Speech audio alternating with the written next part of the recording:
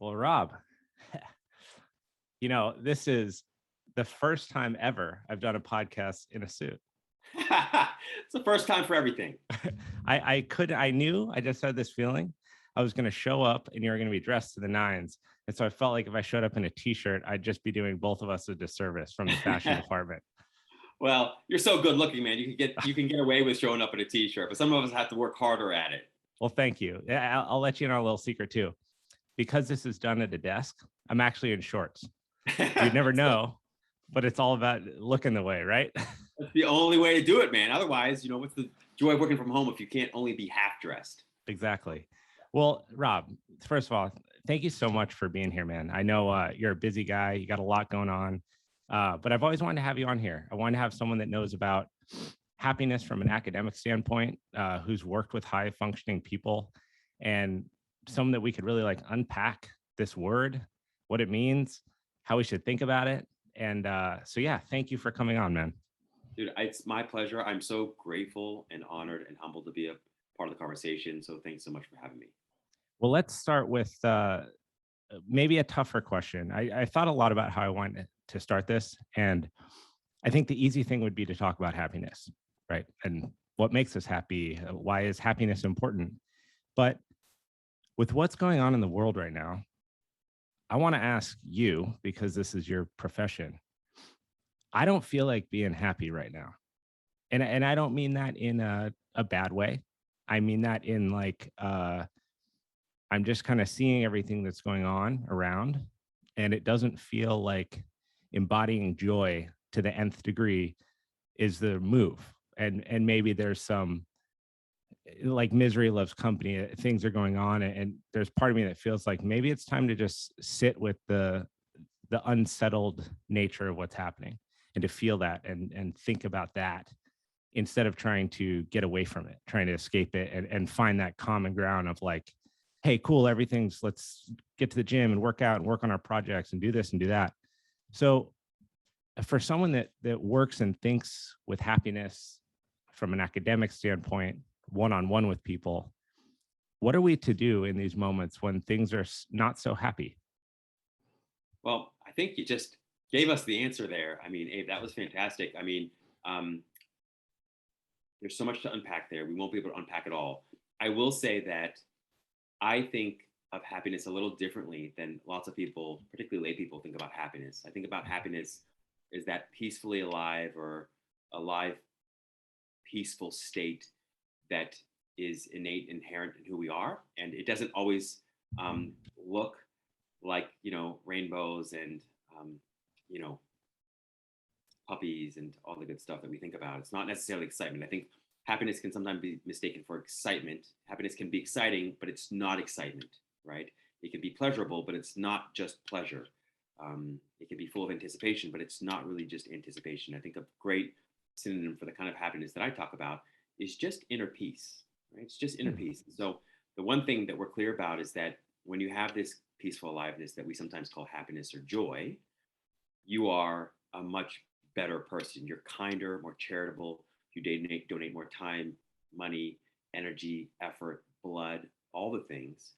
And you're much less selfish and you're easier to get along with. And other people are easier for you to get along with. And so you negotiate in ways that are win-win. And so in all these ways, what we're calling happiness that is really essentially peaceful aliveness or just inner peace, that inner peace is reflected in the relationships that you have with other people, and the relationships you have with all other things as well. And so when there's peace inside, the possibility and likelihood of there being peace outside goes up significantly, right? We know that based on lots of science. And so I would agree with you totally that happiness isn't a saccharine or inauthentic thing. And it's not just about excitement or pleasure or celebrating in the face of people who are really struggling. And it's also not drowning with people. It's like if we want to save people from drowning, we kind of have to be above and beyond drowning ourselves. And so if we really want to help the world, we want to help other people, we have to find a way to be stable and secure and settled on the inside, despite and regardless what's happening on the outside, or otherwise we can't call it happiness because it's conditional would just call it something else, like agreeing with what's happening. But anyway, the point is that yes, you're right, Abe. I'd say that at the end of the day, it's much less about excitement and pasting smiley stickers on empty gas tanks. Right. And it's more about feeling what you're feeling and noticing that no matter what you're thinking and feeling, what's happening in yourself or in the world, there's this undercurrent of peaceful aliveness that always exists within you and as you.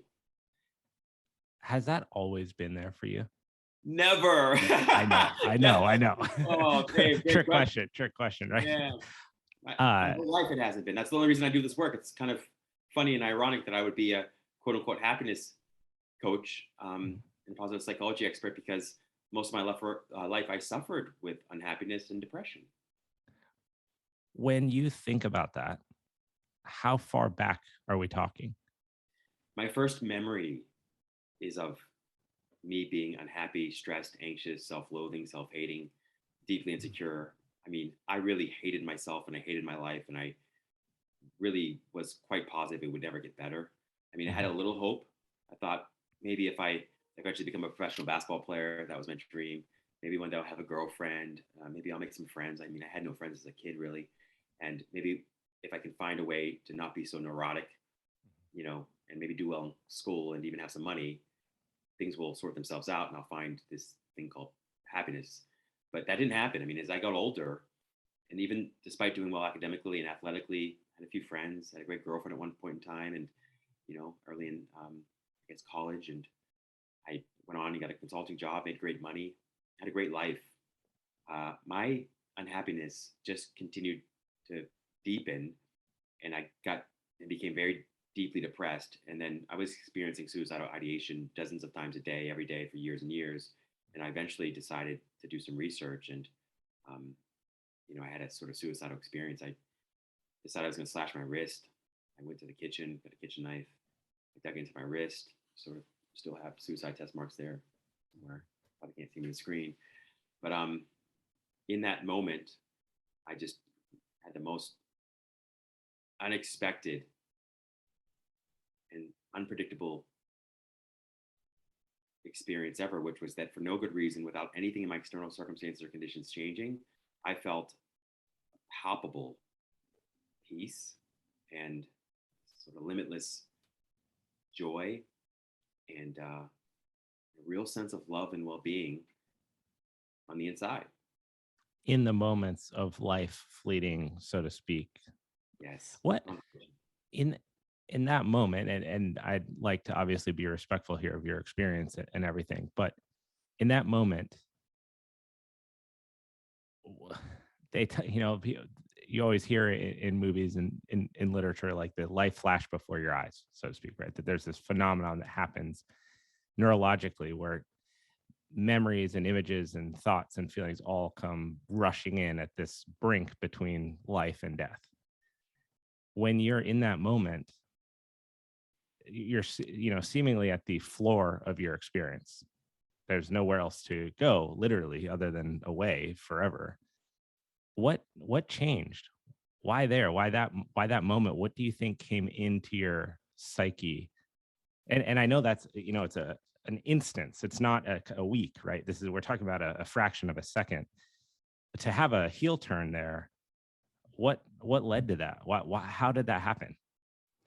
It's taken me a solid decade and a half to figure that out. And what I've come to realize, and I feel deeply convinced and confident about, is that it wasn't necessarily that anything was added to my experience or life, although it felt that way.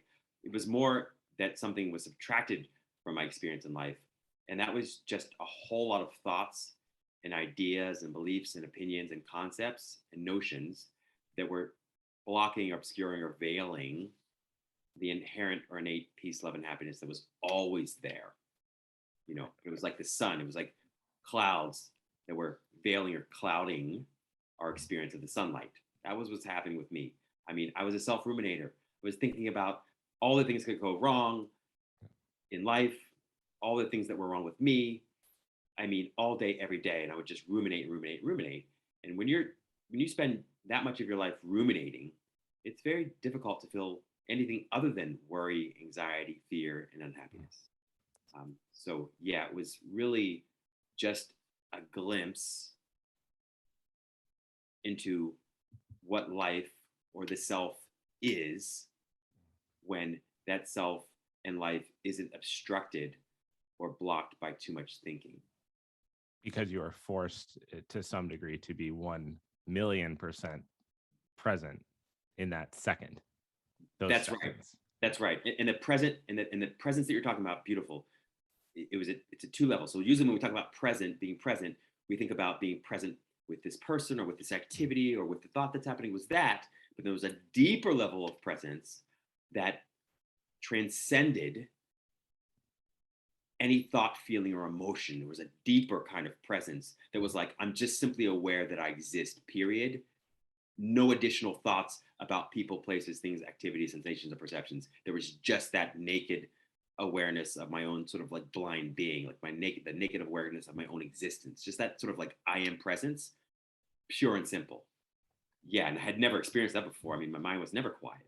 It's interesting that I'm sure this is not new to you, but in meditation, the type of meditation that I do daily is heavily rooted in just in this. It's coming to this moment of not doing. It's not nirvana or enlightenment or walking on water or anything crazy. It's just quite literally the not, not doing this or not thinking about thinking, and it's near impossible. I mean, I firmly think I will spend the rest of my life, and happily doing so, but I will spend the rest of my life trying to feel this moment of thoughtlessness. But it seems that experience for you is a catalyst to cause that in realness, to actually happen, for you to see that, to be there, to know it so definitively. What followed, like now, I mean, we are really unpacking like this one moment, and I'm happy to, I could go the rest of the day. I love this kind of stuff. What followed? So I had postponed suicide at that time for just like 10, 15 minutes. It's laughable now. It's laughable. Right. But then at that point in time, it was a really like tall, ambitious goal that I had. 15 minutes. I'm going to last 15 minutes, but I'm going to, and that wasn't that clear. Like it was going to be 15 minutes. I just knew for a few minutes. That you were going to not do it. Yeah. I was like, well, it can be something I do later. It's always a option to be a last resort. So I was like, I'm going to do a little research. And I started doing some research, and it was a subtle but very significant sort of shift and pivot. So whereas before it was kind of like unconsciously, maybe at times consciously, looking for everything that was wrong with the world and wrong with me, and like trying to kind of get at the bottom of that a little. The pivot in that 15 minutes was like, let me see what other people are saying about happiness. Like, what are they saying about peace? And, Einstein would say, oh, the problem and solution are on 2 different pages. That's like literally true. Like all of a sudden, the pivot that happened at the beginning was just going from being so focused on almost justifying my unhappiness and justifying my worry and concern and suffering and the world's pain and suffering, to looking at, wait, what is this thing called happiness? And what leads to it? What does it lead to?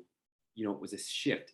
And I didn't recognize it a whole lot at the time, because at first it was just a little bit of like, oh, wait, people are depressed all over the world. So part of it was just like, I'm not alone here. Like most people go through a bout of depression or even suicidal ideation at some point in their life. But it pretty quickly transitioned into focusing on happiness as opposed to unhappiness.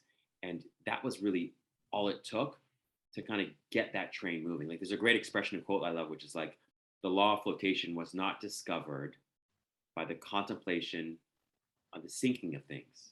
In other words, right. Happiness it was the belief that something could float. Yes, exactly. Right. You're not going to find happiness by focusing on everything unhappy in your life in the world. You're only going to confirm why you should be unhappy and miserable. It's easy to do that. I remember, well, not as a child, as if I don't go through this as an adult. There's moments where it's almost enjoyable to be miserable. You hit those bouts. Look, I am a very level-headed. I don't even like to say happy because I'm totally fine being maybe a step below that, but even keel. And like I just enjoy that. I don't need a roller coaster of happiness and sadness throughout my life. And I try to find that middle ground. But there's moments, and I just get hit with it's like I don't know if my life had a volume button and someone just grabbed it and just accidentally turned it down 4 notches. And then I'm dealing with that. And I'm like, huh, I think about it and I really sit there and I try to feel what that is. I'm like, what is this in my stomach? Is this in my head? Where on my body, where in the world do I identify with this sensation of what seems to be discomfort or suffering? And it'll just stick. It'll stick for, a day, 2 days, and then it lifts. And it's so weird. It's We so beautiful. all must go through that, right? Absolutely. Absolutely. I mean, first of all, you're absolutely right.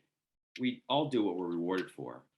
Misery, even unhappiness, even the worst pain and suffering, there's payoff there, right? And sometimes as a kid, the payoff was just you would get a little more attention. You might get some sympathy, Yeah. right? Sometimes the payoff is you feel some purpose in that in some way, in some manner, that your life matters, or that this pain is somehow giving your life meaning, or that it's an identity enhancer. For lots of people, for me, it was an identity enhancer. I would like almost think it was kind of partly cool to be brooding and unhappy and miserable. It's like the artist that just is in so much pain and suffering, and there was identity in that. And so when you don't, or you haven't had a whole lot of taste or experience with the true kind of peace, love, and joy that we're talking about, yes, it feels like the payoff for being unhappy or miserable or to suffer is like worth it. But then you get a taste of something better, you get a glimpse, and then that pain and suffering and the payoff you get sort of begins to pale in comparison. Not right away, Right. right?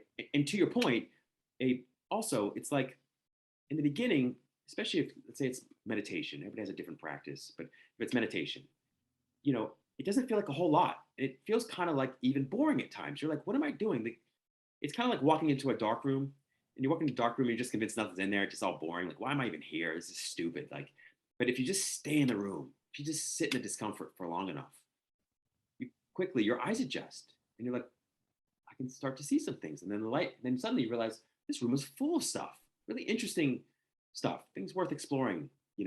And so the longer you sort of sit in that, the more you discover that there's been this treasure that you've been sitting on your whole life. And then it becomes more and more magnificent. And then the revelations that you have in that experience, and the peace and joy and the love that you experience just deepens and deepens and evolves and evolves. But you're right. Until you begin to have that experience, you kind of have to just trust and lean into the happiness practices, the peace practices based on faith alone. Yeah. And you have to, to some degree, respect other people's perhaps their inability to be there because everyone's going to arrive at this stuff at different points in their life. Some, unfortunately, some people never do, or they don't too late, kind of thing. But everyone's going through some sort of understanding on that, whether they're conscious of it or not.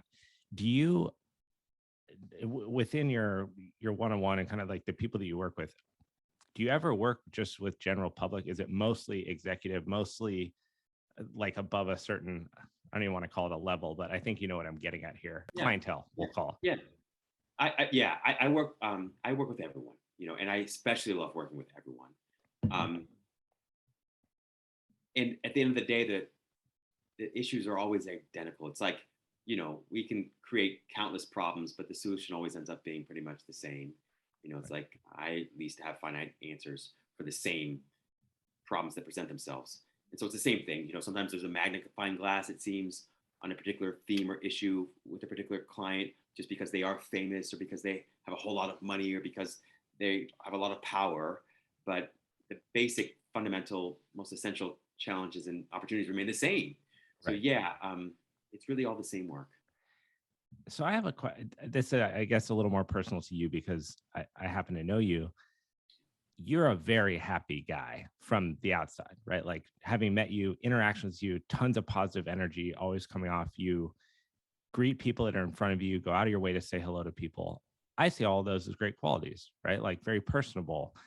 I think that you're honestly invested in the well-being of other people, just in general, right? Like you have no problem taking the time out of your day to talk to someone about how they're doing. Do you battle that as being the real you? Do you So struggle with that Rob that's in his kitchen that's dealing with that? Because I don't believe that it's like an off switch, right? Oh, now oh cool, you figured out happiness. Nice, Rob. Now you'd be happy for 80 years, right? Oh, Abe, this is why I love you, brother. I mean, I do. It's the question, like the sincerity, the authenticity, and the depth of that question. It's hard. It's like Thank you. I really, you have to have. Yeah. So I haven't struggled with that. I mean, in the beginning, a little. Like in the beginning, a little. Like when I was just, it took me forever. First of all, I thought I would never be anything other than depressed and suicidal for years and years and years and years, and I mean years. Okay, so it'd be like 2 steps forward and 1,000 backward. It felt like, and then at some point you kind of hit a tipping point, and then without noticing, you're like, oh well, it's been like maybe 2 days, and I haven't thought about killing myself. And I was like, wow. And then you think about it for a little while, and then Right. next thing you know, it's 3 months later, and you're like, wow. So that was many, many years ago. And so at the beginning, I would struggle a little because I'd say, I'm trying to be happy, and I know part of this is like in the beginning, it was like I was leaning in to trying to be happy or feel happy or even act happy because I was hoping that it would kind of get inside. It's like you do all the things. Having been in it for so long, I don't have that experience at all. There's no bifurcation there at all because I'm way too selfish for that. Like I'm like I've realized I'm way too selfish for it. Like I really am. I'm like way too selfish. Like, and you make a great point. Like I remember when I moved to LA, one of many times I moved to LA, Right. and and I remember lots of folks would say to me, like when they met me, they were like, Rob, I always thought that you were just like really fake. Like I just thought you were a really fake guy. It was just and and then I said, oh, I can appreciate that. I totally can appreciate that. It was just putting on, it was just a put on around happiness. But for me, I had made a decision like 20 some years earlier that like if I was either going to be genuinely as blissfully as happy as possible or kill myself. Like that's how laser focused I was on this one thing. That's why I suck at everything else. I can't do anything. Like I can barely tie my shoes. I can't cook, all the things. But like this one thing, I'm so sincere about it because for me, it feels like, and it always has been life or death, life or death. And so my experience of myself isn't that, but lots of folks I'm sure would say, and I've done chemistry tests for TV shows, and the producers, when we get sidetracked, because they're like, generally like, Rob, are you really this? I'm like, I'm this way, but don't think that it's because I care so much about what you think. I don't. I just like feeling good. I'm a hedonist. Like I just want to feel good, period. So yes, Abe, it's a profound question, and I get that a lot. You know, had I not been suicidal, had it not been life and death, and had I not been so selfish, I probably would. It would probably would be a put on half the time, But I think that's the key. It's interesting here you say that because that's the X factor, right? Is where you actually were when you made that decision. It's very easy for someone like myself to to meet you for the first time and be like, oh, there's no way this guy can be real like that. That no one's that happy, right? But that's not to respect the fact that it was that or not being here. I think like I did an episode with my dad who's been sober for 10 years, and like there's this, I asked him like, do you think about, is every day hard? Which is basically, I mean, to some degree, you're addicted to sadness, addicted to alcohol, same thing, right? Like it's that you embody it, it becomes part of you. You can't see the outside of it, no matter what other people tell you, no matter how much they try to help you, until one moment, like you decide for you, now you're going to change it. And I'm sure that there's not a day goes by that might be in your head, but you're choosing actively every single day to step in a different direction, which is what he does, right? Like he doesn't, every day is like, wow, I can't have drinks with my friends ever again. But he doesn't think about that part because that's overwhelming. He just goes, I'm not going to have a drink today. And he'll do that. I don't know how many days are left, like a couple thousand, right? And you get to do that too. I'm going to be happy today. I'm going to be polite, and encourage other people to pursue what they want to pursue. I'm going to be present in a conversation with someone. Does it feel like that at all for you? Yes, it's a moment to moment thing. It genuinely is a moment to moment thing, and um, to think about it in any other way is only to set yourself up for failure. Right. If you're trying to be happy for the rest of your life, you're screwed. Let that go, Right. man. Yes. It's like you're trying to be happy even for the rest of the day. Too much, too much. I'm lazier than that. Like, can I right now, here and now, choose peace? I can. Right now, I can do. It's like right now, I can choose not to have the drink with your dad. It's like right now. I don't. No, not tomorrow. Not yesterday. Right here and now, I'm going to choose peace, and that looks different in different moments. In the beginning of my journey, it was like I was actively and intentionally leaning into the better feeling story based in truth. Period. Right. So it was like I have $0 again. So I either the story is I'm broke or there's only up from here. So I would actively and intentionally choose that better feeling story as often as I could. And I would often fail, quote unquote. And I'd say, no, I am broke. I'm beyond broke and I'm miserable. I'm a total loser and a failure. Right. And so, yes. And so all of these things, so that sort of letting go of this idea of trying to live happily ever after and live happily forever in the remembering or the reminding yourself that it's the happy moments when strung together that make for a happy life, instead of chasing the happy life thing. But also, in the beginning, I was so caught up in what I was thinking and feeling and thinking that I had to control and manage all of that all the time, that in of itself was overwhelming, right? Like you said earlier, like thinking about what you're thinking. We want to notice and be aware of what we're thinking. But if our awareness only remains on the surface of our life, on the thoughts, emotions, sensations, perceptions, people, places, circumstances, conditions, if that's where your awareness consistently is day in and day out, well, you're going to get tossed around on that sea a whole lot. And you're going to find peace nearly impossible to feel or experience consistently. So it wasn't until I began to really remember that I had to bring that awareness and that focus and that attention back down into this place inside where there's perfect peace already. So it wasn't about creating peace and love and joy and happiness. It was about noticing what you're thinking and feeling. And then instead of going into your brain for an explanation or going to your brain to always try to figure something out, go to the body. So it's an experience in the body as opposed to an explanation in the brain. That was like a major step for me. Like, Rob, make this real. What are you feeling in your body? Where are you feeling the stress, thoughts, emotions? Where are you feeling it? Now feel it and don't retreat in your brain, because every time you retreat in your brain, you think that you're figuring something out, but you're actually just feeding and fueling the very thoughts and emotions that you say you're trying to get rid of or extinguish. Isn't that the most wild thing? This is a very consistent topic in meditation, that if you're suffering, and I mean blanket term, like any kind of suffering, this doesn't mean like famine. It could be that you forgot your car payment and so you're upset about it. Any type of suffering at all is a construct in your own brain. You are thinking about what that thing is, and it's that thought that is creating a sensation. So when you're dealing with a bad feeling or you're upset, you're actually dealing with a response, not a you're dealing with a response to a thought. And so if you can let the thought go, which we don't like to do, we like to hold on, we like to overanalyze things. Relationships are a perfect example, right? You're in a relationship, someone's in a relationship, it's bad for them. They know it's bad, their friends know it's bad. You both need to move on, but you can't. And so what do you spend all your day thinking about? All the things that are bad about it. And then they dwell on that, and it becomes miserable, and it becomes heated and anger. And the person's not even in front of you.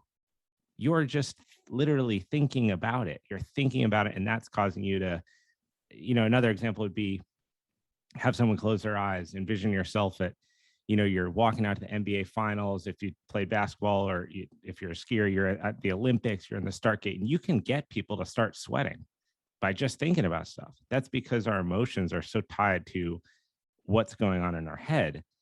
The key, it sounds like, also backed by what you're saying, is to let it be a feeling And the reality is you can't find the feeling. Once you actually look for it, it goes away. Right. Totally. So you find where that thing is. For you talked about it being a sensation, or like sometimes I'll notice it's like a warmness, right? Like that's probably the closest I could describe it. Whether it's oddly, whether it's sadness or happiness or in the middle, it's a warming sensation, almost like the beginnings of a knot in your stomach. That's all you're dealing with, you know? Oh, Abe, there's How so much trippy is there. that? So amazing. And you said it, you expressed that so eloquently. And again, we're not going to be able to unpack it all because there's so much there. But to your point, like, we know this from, a lot of the neuroscience research, like emotions are labels we give to an aroused nervous system, right? Right. And there's so much room for interpretation there. And kids are really great about this because you can ask a kid, how do you feel about going on stage? I'm excited. Yeah. And there's another kid that says, oh my gosh, I'm so nervous. The arousal is the same, but there's an interpretation based on a number of factors: programming, conditioning, parenting, also wiring the brain. Some of that's genetic, but also the ways in which we interpret, environmental or social and context cues, right? And there's a story, we're putting together an entire narrative that then is fed into this software program in our head that populates a label that we call stress or excitement or courage or fear, or right. So it's like a lot going on there. But to your point, and you nailed it, Abe, which is that it's never and I want to say it strongly, and I don't want people to be offended by it, but if you are, explore that. It's like it's never the condition, circumstance, other person that upsets you or makes you happy. It's always your thought about the other person, the world, the circumstance, the condition, the event that upsets you or makes you happy, right? So it's always you. It's Yeah. always you. You always have choice about that, and that doesn't mean that you know, need to control all your thoughts and feelings. It's just that you want to develop a different relationship with your thoughts and feelings, and stop taking so seriously and stop believing a thought or feeling just because you're experiencing it. It's Yep. like we never think reality. We always think thoughts about reality. Literally. It's impossible to think reality. You only think thoughts about reality, right? And so to your point, that's not to say that we don't experience physical pain. Of course you experience pain. Often is inevitable. Suffering, always optional. Right. Yeah. It's interesting to me. I forget how you just said this, but the brain, what you're looking at right now, this screen and whatever room you're in, and me looking here, everything in front of me is a projection of what my brain computes. That's literally your eyes are a lens. That's what they are. The same way that the lens on a projector is what transpires what's in the projector onto the wall. And that's a lot to think about. I mean, and it's quite uncomfortable because you can envision in that same thought train that there's nothing unless your eyes are open, and wherein the world comes rushing in an instant. And you'll notice when you start to pay attention to this that the contents of which is in front of you changes. And when the sky is blue and I'm riding my bike down the street and I'm like, man, I love living here, I could be riding down the same street and the skies are gray and I'm mad and I'm not even on my bike, right? Because I'm thinking about all the shit that's going on and it'll just steamrolls. And the same street under the same conditions through my projected brain lens is horrible. Nothing changed except what I'm allowing myself to hold on to or let go of. Absolutely. And that's why conditional happiness isn't real happiness. Conditional peace isn't real peace. Conditional love isn't real. It's like you can't find happiness in conditions. You can't find Right. peace in circumstances. It's not there. You can search for it all you want, but the same husband or wife or boyfriend or girlfriend or series of partners that makes you happy one day will make you miserable the next. The same blue sky that makes you happy one day will make you miserable the next, or whatever. So you're absolutely right. I mean, and that's a profound realization. It can often sound so simple. And like most simple ideas, if you explore it and apply it, it's profound. It's so powerful. It can literally change your entire life and your experience of life and your experience of yourself. And I think that's the case for all of us. And hopefully for the better. But it can, yeah, Abe, that's just Well, really important. so on this subject, I think that we've done a good job of uh, maybe defining or categorizing happiness as like not what you would initially think of, which is like this overjoyed state of, oh my God, it's Christmas morning, right?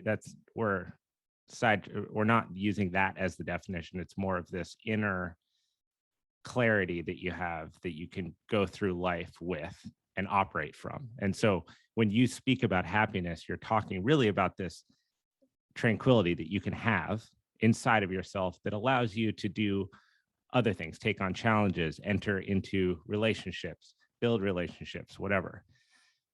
I want to know what your thoughts are on this, because I think that adversity is extremely important. Now, I'm biased because I've always pursued sports and activities and jobs and careers that are challenging, and wherein I know that it's going to take a lot of effort and focus and sacrifice to see whatever it is through to the other side. But I think that that's a really key part, although you could categorize adversity as suffering, right? It's difficult. It places you outside of your comfort zone. It creates uncertainty. It can create despair in the face of failure.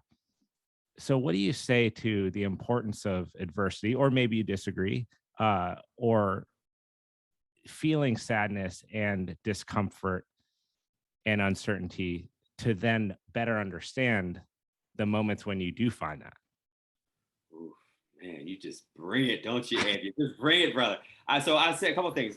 First of all, you're right. I mean, it's the contrast in life that makes life so beautiful. Okay, like the sweet is so sweet because of the bitter. It's the bitter that makes the sweet that much sweeter.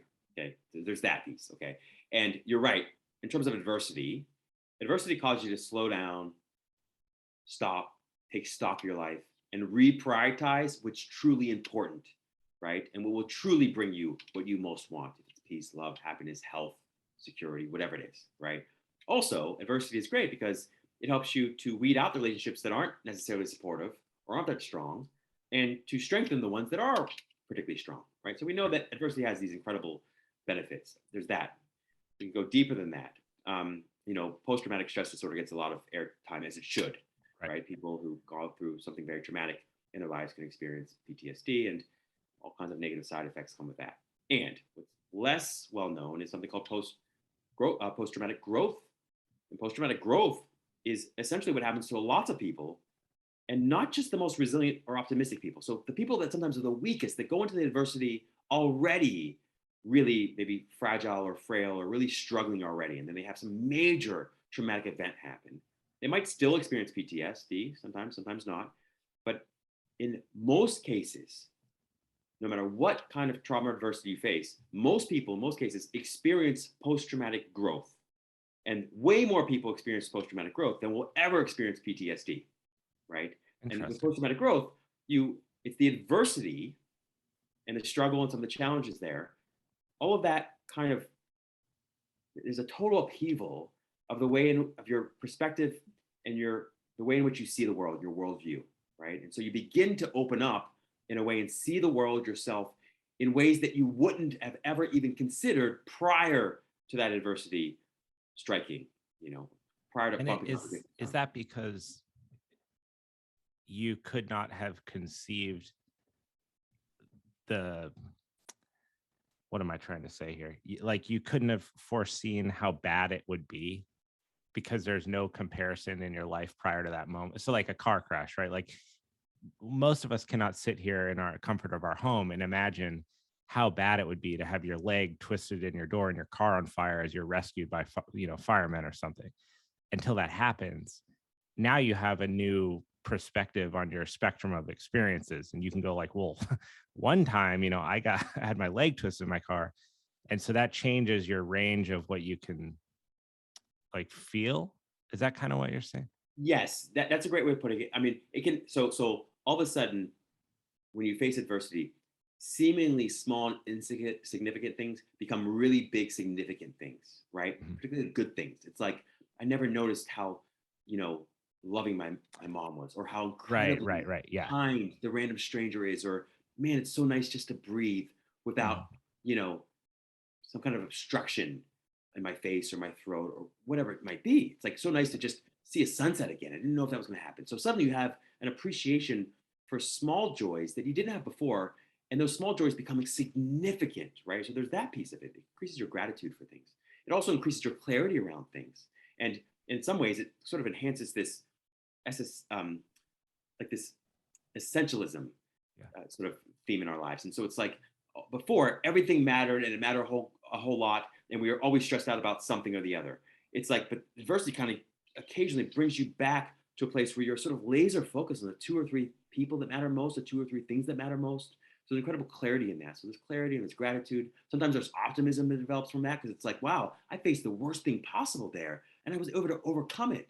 So then you also get, whether it's self efficacy or self confidence or self compassion, but also compassion for others.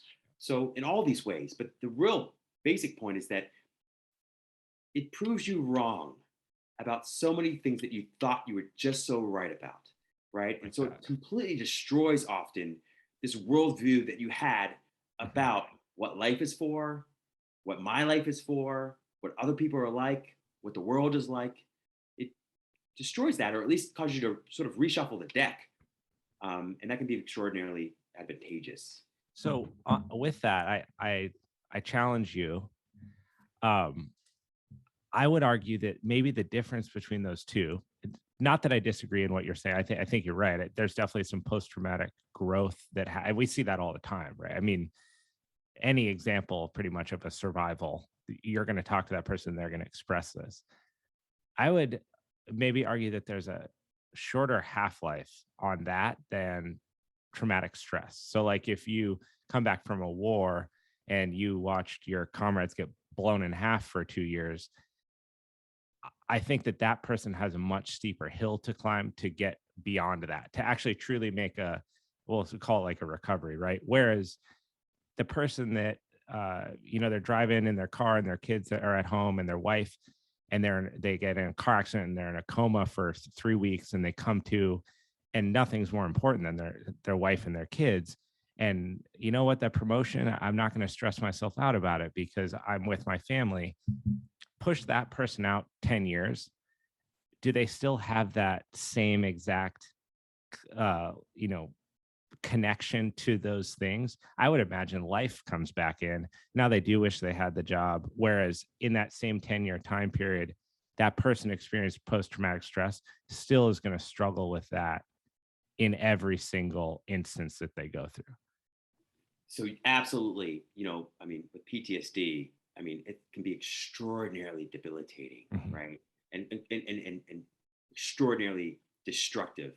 not just to your own subjective well-being, but to your relationships. I mean, to your finances, to your Mhm. professional, the professional opportunity, in all kinds of ways. There's no question about that. And so, and it's clinical, right? I mean, it's a clinical issue.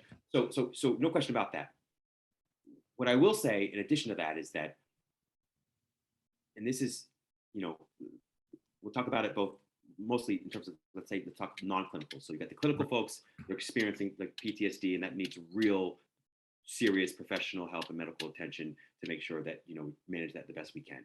Yep. Now, most of the folks that experience adversity, even something extraordinarily traumatic, not everyone who experiences even the same level of traumatic experience will necessarily suffer from PTSD, right? Depends on a lot of Right. factors. And even with post-traumatic growth, not everyone who experiences, adversity will experience post-traumatic growth. We know that openness, for instance, and extroversion are extraordinarily helpful in facilitating an experience of post-traumatic growth. All that being said, Gotcha. we also know that for most people, in most circumstances, even the worst kinds of adversity and even the best blessings or luck or positive experiences that can happen in your life, that most people return to their baseline level of happiness, the one they were experiencing before either the accident or this windfall. They return to that baseline level within some time after having experienced the windfall or the accident. So, for instance, folks that are paralyzed and become paraplegics. In a short period of time, they actually return to their baseline level of happiness for the most part. Same thing with lottery winners. People that have become multi-millionaires, after a short period of time, they return back to their baseline level of happiness again, right? And why is that? It's because of hedonic adaptation. We call it the hedonic treadmill. But the idea is that human beings are extraordinarily resilient, kind of like cockroaches. We adjust to everything, right? Both the worst that can happen in life and the best that can happen in life. And there are always exceptions. There are always outliers. And there are always folks that don't necessarily bounce back or rebound for lots of reasons, none of which are their fault, right? And also lots of folks who experience some kind of windfall, and they actually do experience a very significant increase or a bump in their happiness level or their life satisfaction level. But generally speaking, statistically speaking, on average, most people return to this baseline level of happiness despite the best or the worst of experiences. Oh, and I think that that's why the happiness defined as we define it is so crucial, because you can take any person and ratchet up their income. Look, some people are going to get more money and they're going to be happier. Period. Like that'll happen. But there's diminishing returns on increased income too. And so with each additional dollar that you earn above baseline needs being met, there's got to be some point in which it's not like the Ferrari is really enticing when you're 16. Is the Ferrari as enticing when all your friends have Ferraris? No. And then there's some diminishing happiness around those kind of things too. So if all your happiness is tied to material items, and it really, and I mean that in the happiness version, like you go buy the items to feel joy and to feel excited, well, then you're just going to keep seeking that. So then you don't actually solve this problem of really finding a content day-to-day nature. And if you can't find that, then you're always going to be outside of yourself. And then that's what makes someone miserable to be around, because they're never there. They're always on their phone, or they're in the next thing that they're trying to go and figure out. When you work with people that are kind of like successful or C-level struggling with this, what are some of the things that you work on them with? How do you bring their appreciation back to that baseline, and take them out of these material things that really become part of the life? Because who are you rubbing elbows with, right? Yeah. If you're surrounded by it, it's not even by fault of their own, but what kind of things do you work on with them to reinstill that steady state? Yeah, it's a great question. It's a challenging question. In the beginning, I worked too hard at convincing people. You work to convince people. It's like, I just convince them. Can't they see it? They're making $50 million a month now. How can they possibly think that more money is the answer to this inner unhappiness thing? But I realize that doesn't work. It's like that expression, those who don't understand, for those who don't understand, no explanation is possible. For those who do understand, no explanation is necessary. So instead, I meet people with where they are. Okay, I just meet them where they are, and they ask a lot of questions, right? And ask a lot of questions, maybe like a good or bad lawyer, depending on how you look at it, in an effort to get them to look into their own lived experience, to see and find the truth of that lived experience. So they say, "Oh, I just need a little bit more money." Okay, let's check back in 3 months. How you feeling? Well, I thought that additional bit of money would give me 10 points. It gave me 6. And I thought it would last for 3 months, but it only lasts for like a month and a half. Okay, noted. Let's make sure we track that. So I ask a lot of questions, and I help them to dive back occasionally into their past to look for the ways in which they've consistently been wrong about what's made them happy or unhappy, right? So it's like they say in the addiction, I worked in the addiction world there for a while, and one of my favorite sort of expressions from that world is like, your best thinking got you here. Your best thinking got you here. So if you're miserable, so clearly you have to see through, and see how limited and ineffectual even our best thinking has been. So that's where the real challenge is. It's like, both those things. It's like, let's really do a deep dive into our happiness valleys. Those are things that that no matter how hard we try, we just don't find ourselves lastingly, meaningfully, and abidingly happier for. And let's do a deep dive into our happiness islands. Those are things that activities, people, places that do seem to provide at least a greater possibility or likelihood of lasting, meaningful, and abiding happiness. That's where we start. But then we quickly also destroy even that, because even that is an illusion. It's funny, the parallels between executive coaching and personal training. I mean, like, it's very much the same thing. When you start as a trainer, you want to shake the baby. Whenever someone has a problem, you want to be like, how can you not see this? Like, you're overweight because your snacks are Cheetos, your small portions are massive, your one drink's really seven, and you go on, and you quickly find out that, one, that doesn't work. Two, it angers people, because you don't yet understand as a new coach that the person that you're talking to, they don't see it the way you see it at all, like not even in the same ballpark. And so effective coaching comes down to the habit change components. And how do you find habit change? Not by telling people what to do, by letting them figure out what they have to do, which is an odd thing to pay someone for, right? To go, hey, Rob, help me ask myself questions to figure out what I need to do, but I'll pay you for it. Oh, I mean, beautiful. And you're right about the parallels. My goodness gracious, that's just so beautiful. You're right. You're really wanting to be a mirror. You're wanting to 100%. mirror back and help people hear their own wisdom and ignorance, but without judgment. I don't put a judgment on it. It's like, I'm just going to reflect back to you in my own words what I heard you say, so you can make sure you're hearing it too, as it comes out of your mouth. We often don't hear ourselves when we're talking. So there's that. The other piece of it, which you nailed, which is also like really being the change yourself that you want to see in the client. It sounds so woo-woo, Gandhi, but it's actually literally the best possible advice I've ever received, and the best possible advice I could ever give, which is like, and this is the reason why, I mean, I've been really lucky in one sense, and that is, my practice has been great. It's thriving, but that's only really because for so long, I was like, screw all this. I didn't get to any of this work. I didn't want to write a book or become a coach to really help other people, although I love that. It was like, I just want to be happy. Like, let me just like take care of me. And so the beautiful thing is that when you genuinely live it and are that change because you just are that darn selfish, you don't have to say as much. You don't have to do as much. You don't have to work as hard. Mm-hmm. And if someone doesn't get it, they don't get it. And you don't need to convince them. But I think you can show people better than you can tell them. And that's always been, I think, maybe the lazy, intelligent path to coaching. Well, you said it very well. It's the meet people where they're at thing. I mean, that can be expanded to so many areas. I remember repeatedly, one of the most effective things that I found in coaching would be, and you just said it, is would be talking about, something dietary, and say, how was your dinner out the other night? They go, oh, it was good. It was work dinner, but it was good. I only had, one drink, and I had a hamburger, and some mac and cheese fries, but not very many. And you go, okay, so you had a hamburger and some mac and cheese fries, but not too many. And very, unbiased, but all you're doing is, someone is expecting you to say, oh, well, I figured out what's going on. It's because you did this. And then they are then allowed to be defensive, rightly so. And that gets you nowhere.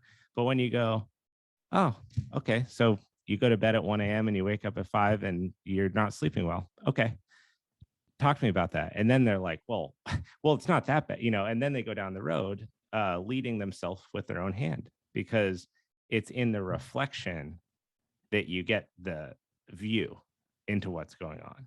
And that could be whether it's in business, personal life. I try my best. It's very, very hard to do to yourself. Oddly enough. It's very, very Did I hard, mind trick yourself? Yeah.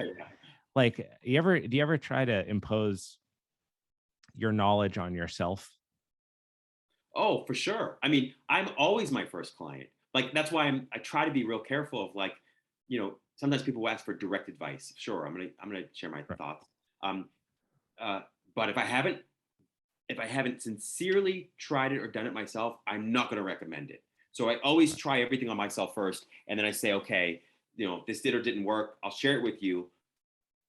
If it didn't work for me, I'll still share it with you, but you're gonna know it didn't work. I try to only share what did work, but yes, it's hard though. I mean, really it's hard on yourself.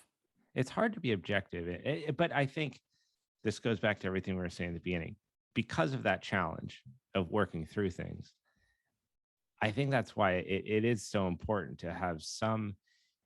And I've grown more liberal in this, I think, in my life around what this means, but some sort of mindfulness, something for you. For me, it's very specific and it is structured. That's my personality, and it is repetitive and it's a routine. That doesn't have to be what mindfulness or practice is for someone else. But the reality is, you have to practice it. It's 6, 7 years I've been doing this every single morning.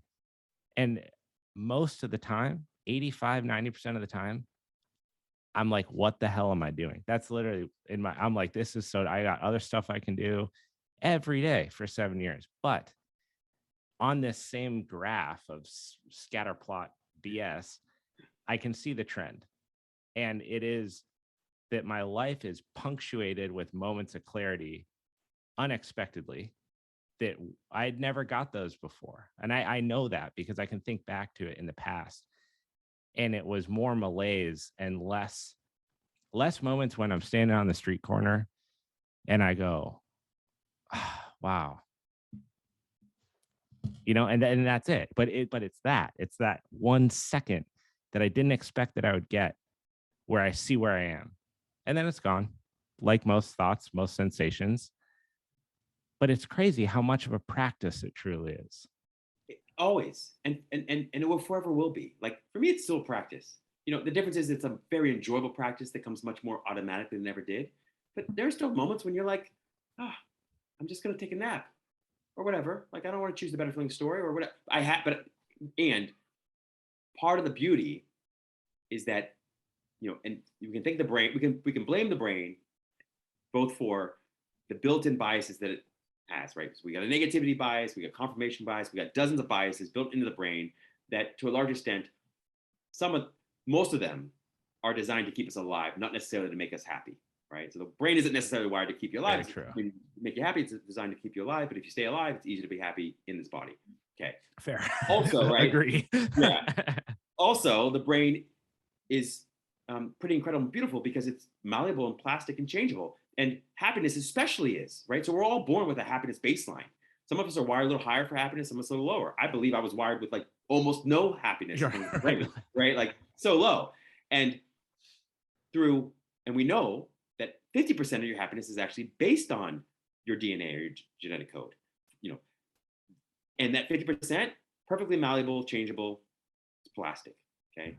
We know the other 40% is voluntary activities. So that 40%, voluntary activities, gratitude, optimism, leading to the better feeling story based on truth, choosing good company, eating right, all those things. That other 40% plus the 50%, because that 50% is changeable, it's 90%. So 90% at the least, I'm going to call it 100%, but we'll say 90%. We're being extraordinarily conservative. 90% of your happiness is perfectly changeable, malleable, can be improved.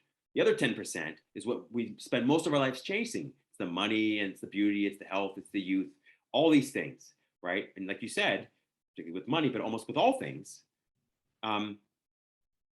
more doesn't mean, more of those things, better conditions, circumstances, does not generally mean more happiness. We know that, right? So only 10%. So when you think about your perfect life, husband or wife you want, the kids you do or do not want, the infinite money, perfect health, perfect beauty, all the things, eternally youthful, all together, that perfect life only accounts for 10% of how happy or unhappy you are. 10%, right?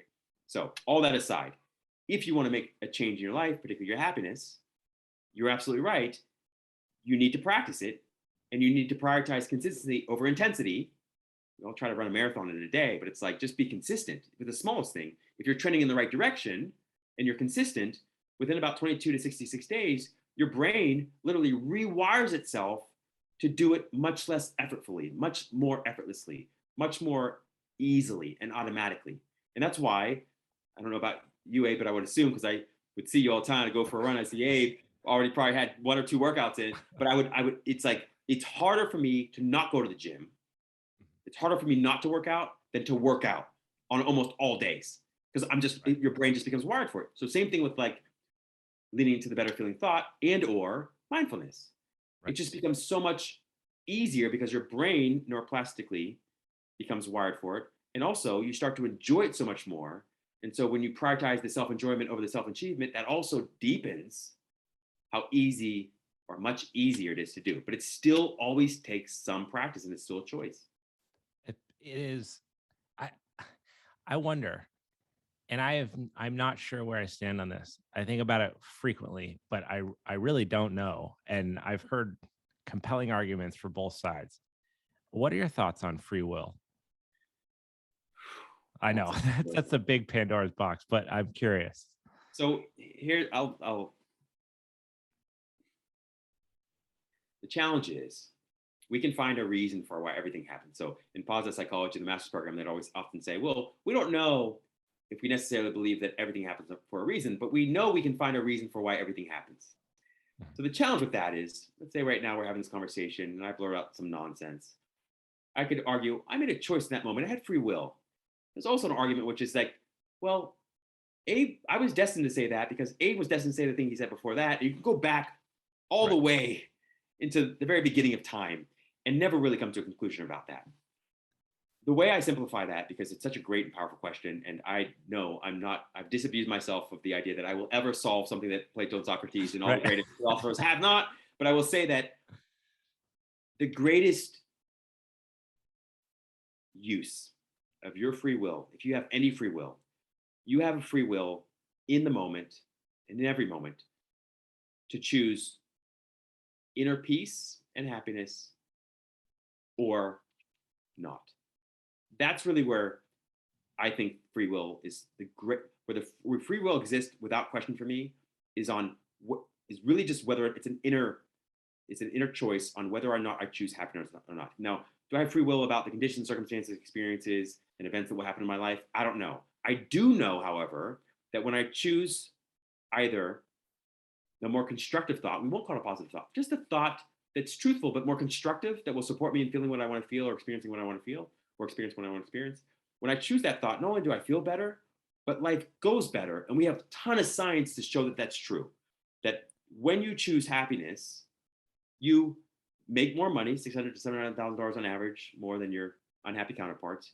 You live 67 years longer, at least, sometimes up to 11 or more. You get married earlier, stay married longer, happen in all the relationships, whether you're married or not. You experience less job burnout. You're easier to get along with, and you find other people easier to get along with. You experience better health outcomes.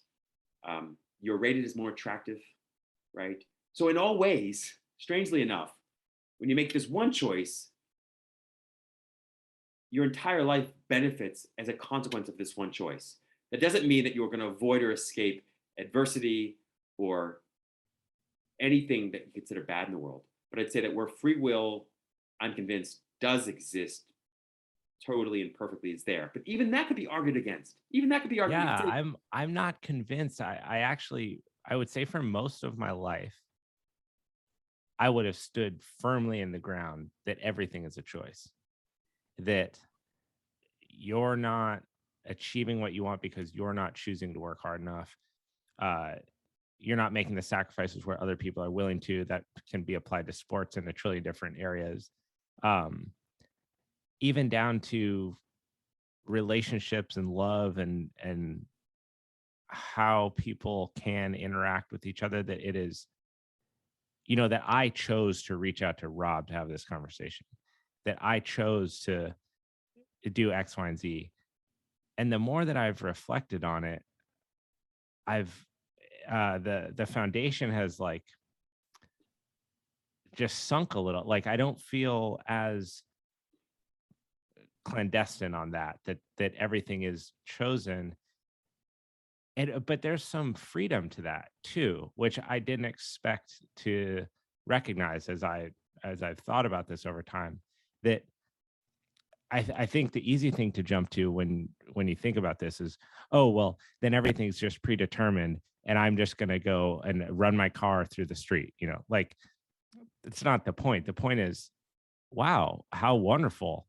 Not everything is on my shoulders. I don't have to choose every single thing. nor am I at all, maybe. And again, I say this more as entertaining the conversation, less that I have a hard stance on it, because I'm really not sure how I feel about it.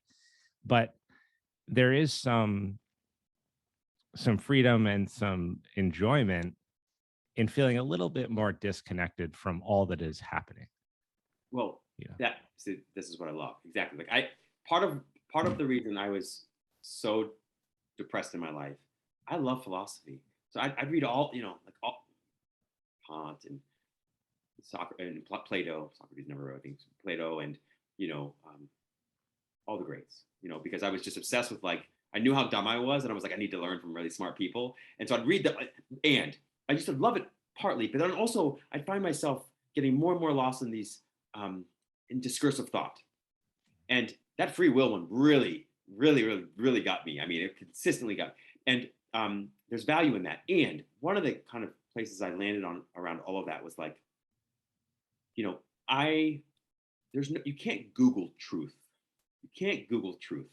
And so that conversation, rich and helpful and especially valuable to the extent that you can come to a place, I think, where you land on, well, does it work for me?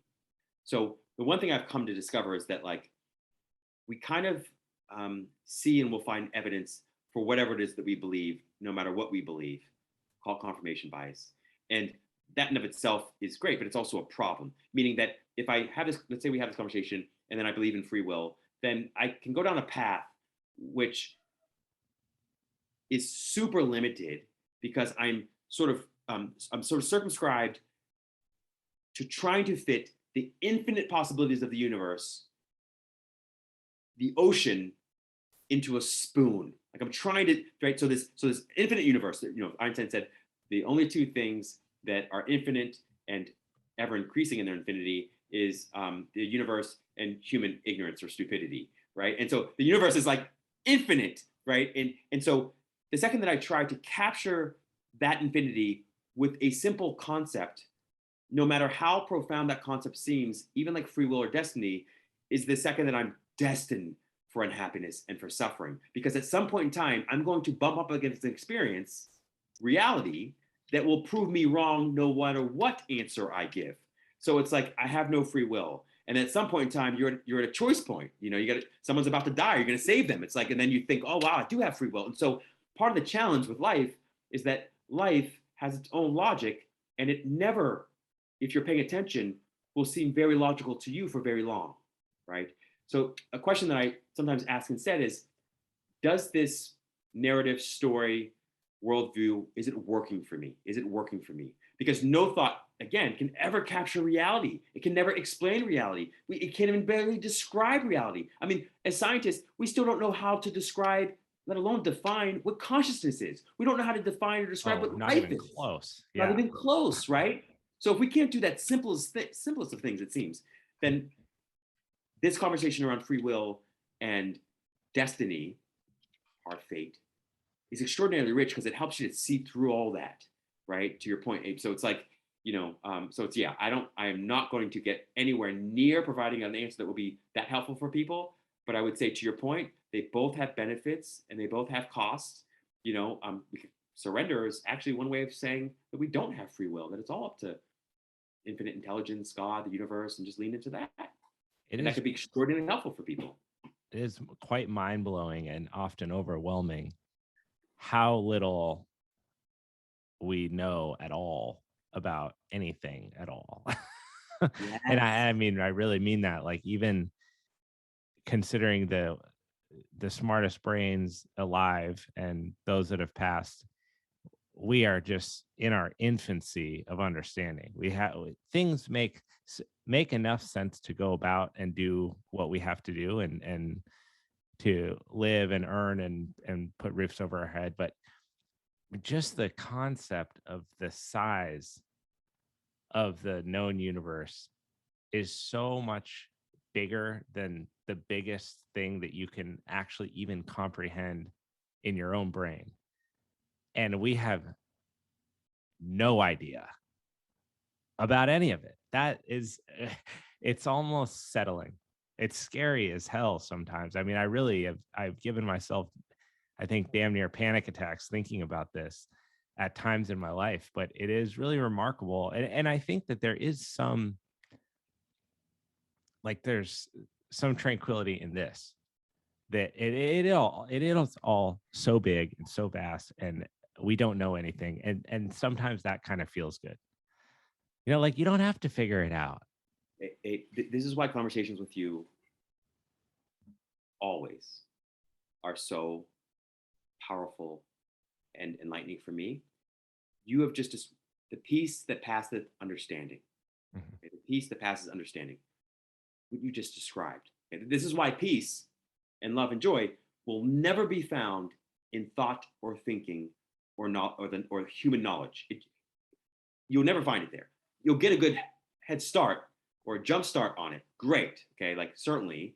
And we love the mind, although the mind is as much a troublemaker as it is a problem solver, Mhm. you know, but the peace that we're looking for, the peace that we are, the joy and the love that we're looking for, that we are, cannot be found through thinking, the intellect, discursive thought alone. It can't. For that very reason. Like, you just nailed it. Like, and that's also why, and you don't have to have a belief, you don't have to be theistic, you don't have to believe in God or any of that. But trust and faith is not only something that is required, but it's something that we all each have in spades without knowing it. It's like we're all these, like, rotting corpses, or really, we're the stardust Yeah. inside these rotting corpses on a rock or crater that's spinning super fast on its axis in a very wobbly fashion, right? While it also revolves around this super hot star, just close enough and just far enough to not burn us up or freeze us. And it's been going on for as long as we know. We're just sitting on, the earth is hanging on nothing, Yeah. right? Like, and we couldn't, if we wanted, recreate that scenario. So you have to have some kind of trust and faith that whatever it is that, quote unquote, brought you into this world, that will take you out of this world, that you're essentially one with, that is just as responsible for your life as you are, and that the universe, infinite intelligence, God, whatever you want to call it, is, and this is so woo-woo, but it's just true. It's like, it actually has your best interest at heart. You can't look at it really in any other way. That being said, when you're going through something really tough or challenging or traumatic or adverse, you know how difficult and insane it is to say that or even try to think that, right? But you're right, Abe, that real security is to be found in embracing the insecurity of life, and the real certainty is to be found by accepting the uncertainty of life. But knowing that underneath that, there's a stable, secure, certain experience of peace and love and joy that you can experience regardless of what's happening around you, and regardless of what even is happening in your mind and in your emotions. Are you a religious person? I would consider myself spiritual, but I got there the long and direct route, I'd say. So not like, you're not practicing within any faith. So here's the strange thing. So I grew up Christian, Yeah. and I had a knee-jerk reaction against it. I mean, I started with the Old Testament. I tried to read from the Old Testament, and boy, I just hated myself even more. And I swear, it just, like, I felt more judgment and more pain and more suffering. Mhm. So I put that aside for a while. I leaned into, like, science, and then that led me to, like, some kind of new age stuff. And then I came back around, and I was able to look at the Bible and Torah, and I was looking at the Tao Te Ching, and I looked all of the religious and spiritual traditions, and suddenly had an appreciation for all of them in a way that I had never had before. So I like to really say that I love all of the world's spiritual traditions and religions, particularly the mystical perspective on all of it. And I consider all enlightened people my people, and I would consider that all people. Yeah. Do you, what I'm always just curious. I'm not a religious person at all. But I've always found religion fascinating, and spirituality in general. I think I probably clung to mindfulness because of its application. But I mean, I am religious in that regard. Well, not religious. It is a habit, and it is a part of my day to day. So to that end, I am religious about it. But not that I have any, judgments one way or another against other people's beliefs. But I'm always curious, especially for people that have gone through something traumatic or like life altering, where and when and if religion played a role in the coming out of that, um, and then why. Ooh. Because I feel like, and this is not fair because this is my judgment towards other people, but I feel like religion is used as kind of a crutch in chaos. Like, we're gonna die. That's a lot to think about if you really actually think about it. Not if you say, "Oh yeah, one day we'll die, or you'll die too." It's, you can throw it around, but when you really think about what that is, like, for all the years before you were here and forever after, you just won't be. It's an overwhelming. It's kind of like the size of the universe thing. I can think about that for so long, and then I get to this point where it becomes beyond my bandwidth to really understand what I'm even trying to think about.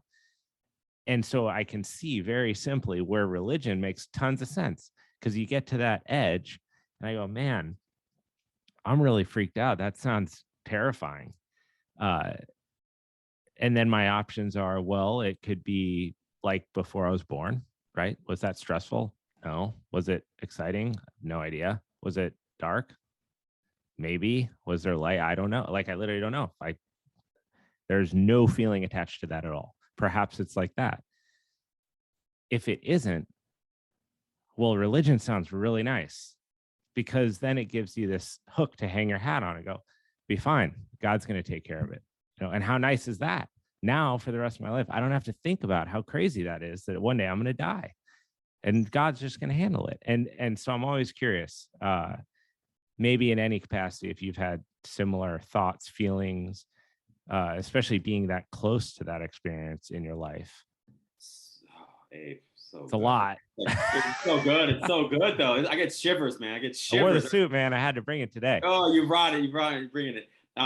So yes. So first experience of religion, lots of guilt, anxiety about it all. Old Testament was not a good place for me to start. When I was going through the suicidal experience, part of what I think was on my mind the entire time was that I had begun to do a little bit of a dive into each like religion and spiritual traditions perspective on suicide. Like, what happens if you kill yourself? What does Christianity say? What does Taoism say? Interesting. Yeah, what does the Of Baha'i faith say? which the Bible has a very strong stance, That's right? right. That's right. They all pretty much say you're not going to be better off if you do Right. this thing. Like, some of them say, oh, you might come back in, a less evolved state. Some of them say you might be in limbo, you might go to hell. It was not really in any way encouraging. Now, I'm not saying that I necessarily believe all of that at all, but I'm saying that at that time for me was discouraging in terms of committing suicide. And what I basically took away was that what I'm trying to do to myself is not only maybe frowned upon, it's not going to work. Like, I can't achieve what I'm trying to achieve through suicide, which is like basically getting rid of my unhappiness just through suicide. Just by killing my body, the unhappiness might not dissolve. It might not go away. There's right. So then over time, as I went away from that, went to science, and I started reading science more, then it led me back to some like new age spiritual stuff. I was able to look back at all of these religious and spiritual traditions, and I discovered that they were, it sounds, every time things come out of my mouth, it sounds like such a cliche or platitude, but they all sound like they were really saying essentially the same thing, but they were all using different language. Like with my clients, whether it's an athlete or an entertainer or an executive or an entrepreneur or a stay-at-home mom or dad, like I use different language, but I'm saying the same thing over and over again to all of them. But if you listen to the conversation, you'd be like, those are different conversations. They're not. It's the same. So that was my experience. That's been my experience of sort of religion and spirituality as I've gone deeper and deeper and deeper in a real attempt to apply it to my life. The death thing was always deeply disturbing to me. Part of why I wanted to kill myself was because I thought I could escape my problems through that, but also, but that was also part of the reason I didn't do it, right? And now when I think of death, I think the primary problem in both cases was that when I think most of us think about death, we think about we identify ourselves with a body, and we think that when the body is dead, we'll be dead, right? Worse than that, most of us think of death, or when we're afraid of it especially, is like we're going to be either in some void or vacuum, or like buried in some hole somewhere, like that's all deep by ourselves. And it's like, that's not really death though. That would just be like a torturous thing that you experience, and like it's really alive. It's not really, right? So anyway, it's a long way of saying that yes, I mean, I think ultimately what meditation has allowed me to do, okay, I almost drowned once, and I had the flashing, like all the events flash before your eyes. I had that experience. Then I had the suicidal experience, and then I spent a whole lot of time just, we'll call it meditating. It's meditation, practicing the present. Sometimes it's called self-inquiry, depending on the tradition. But the idea essentially is like, let me try to get in touch with what I ultimately and essentially am beyond the mind. I have a mind, but I'm not a mind. I have a body, but I'm not a body. What is it that is aware of the mind that isn't the mind? What is it aware of the body, but isn't the body? What is that? Don't know. I do know that the more I meditate, the more I practice the presence, the more I practice self-inquiry, that there's this thoughtless, wordless, faceless, formless, infinite, eternal, peaceful aliveness, non-physical energy that just is. Terrible explanation, but that's not terrible explanation. It's really interesting explanation. Yeah, it just is, and it always is. So that negative awareness that I exist. So before I start to think about what I am, I just try to notice that I am, that I exist. So before I have thoughts about I'm a man, I'm Rob, I do this or I do that, or there's the world, it's like before any of that, you have to be aware that you exist. The best time to experience that for me is like right before you fall asleep at night, when you're so tired, you don't want to move the body. You're so tired, you don't really have too many thoughts left. You're just like almost brain dead. Or right when you wake up in the morning, same deal, or in meditation. But that moment is so blissful. It's like that moment before you slip off, where you're just so comfortable and you forget about the body, you forget about the world, you forget about everybody and everything else in the world, including yourself.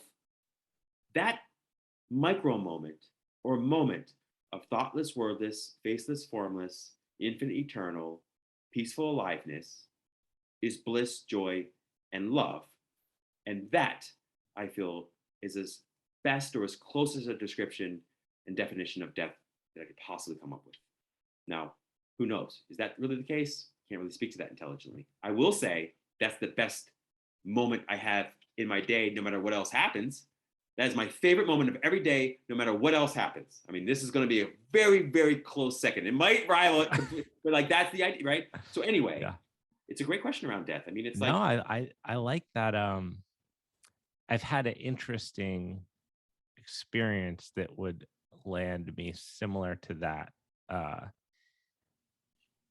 One question that I think of a lot. Are you familiar with koans at all? Yes. Okay, so for those listening, koans are like, I guess I would describe, they're questions. They're open-ended questions. Many of them don't make sense, or statements that are used within meditation as, they are just said and that's it. And you take that into whatever the meditation was. And one of these koans that's just stuck with me forever, that I think about it a lot, I find it fascinating, is the question is, what is your original face of before even your parents were born? And there's no answer to this question, but it's just, I think about this all the time. What an interesting question, because your face is something you see every day, especially in modern days, right? I mean, the amount of times you look into a mirror, even if you're not a narcissist, it's just, you walk by a window, there you are. You see your bathroom, there you are. And you identify so much of your being with what you see in the mirror, this face, your eyes, your structure. And it's also something that we pick up on other people. It's how we read people's situations. That's why the mask thing has been so weird, because you lost this whole definitive part of communication, of how someone's mouth moves and their expressions and emotions. And then thinking about what was the question, so beautiful, because it deconstructs the existence of a face in the first place. It doesn't matter. You are not your face, and therefore not whatever you identify with. And what did that look like before your parents even existed? and I'll just sit on that. And it produces nothing. I just sit there and I'm overwhelmed. Sometimes I sit there and I laugh because I think it's a funny question. It makes me think a lot. And then sometimes I sit there with it and I get a lot of like an overwhelming calmness that knowing or not knowing the answer to that doesn't matter, because it's within that question you get everything that you need. Is that you don't know. And that's not bad or good, but you have no idea. Mic drop. I mean, yeah, and then I feel great.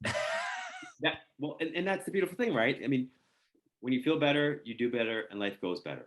That's empirically supported, right? It's research support driven. Okay, and we know that experientially. We don't need this research to show that. It's like when you feel better, things just seem to go better, and life goes better. And even if it doesn't matter, because you have the real prize already, which is the peace or the joy of the moment. And to your point, I love cones, and it's funny. Of course, we would have this in common because we have some things. Like I sometimes make them up. Like I'll make cones up, sometimes for clients, sometimes for myself, and often when I'm working with kids, right? So it's like, what's the sound of green? Right, exactly. Like, and with adults too, you can just, what's 375,312 times 98? Right, like you're not going to figure it out. I don't know where to start with that, right? Cones are so great, and that's the power. It's the power of appreciating, recognizing the mind, but also recognizing, appreciating the limits of the mind. And then noticing that in that cone experience, when you're just laughing at this question, your mind goes quiet for just a moment or micro moment so that you can sort of see into, we'll call it see into, but it's really just experiencing what you're always experiencing but not aware of. We'll call it your true nature. But it's that peaceful aliveness. It's always there. It's like watching a movie on a movie screen. And you get so caught up in all the images on the movie screen, and so caught up in the movie, which is fake, by the way, that you forget there's a screen. Oh, yeah. Behind, on which all these images are projected. It's like as soon as the lights come on and the movie turns off, oh, that's right, there's a screen there. It's like that screen is inside you all the time, every day. And a cone or meditation or a little sleep, sometimes a lot of pleasure, sometimes even pain, get you in touch with that eternal sunshine of the spotless mind, or that invincible summer within that's always there. That sun is always shining. That peaceful aliveness is always there. That joy is always there. That feeling of just being grateful to be alive, we'll call it that, is always there, but it's just obscured or clouded by the images on the screen, which are your thoughts, feelings, sensations, perceptions, circumstances, conditions, other people, the world. Literally, the world. Yeah, literally. Yeah. Oh, Rob, this has been, look at that. It blows my mind. An hour and a half goes by. Like, it's really special to sit and talk to someone for an hour and a half. I was talking to someone about this yesterday. And they were asking me, why start a podcast? Why do you enjoy doing that? When was the last time you did that?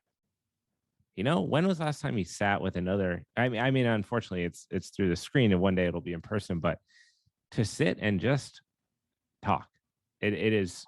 We've been doing it for millions of years, and we've gotten as far away from it as we possibly can in the last 10. And it feels really special to do this. And I'm very grateful that you took the time out of your schedule to be here, man.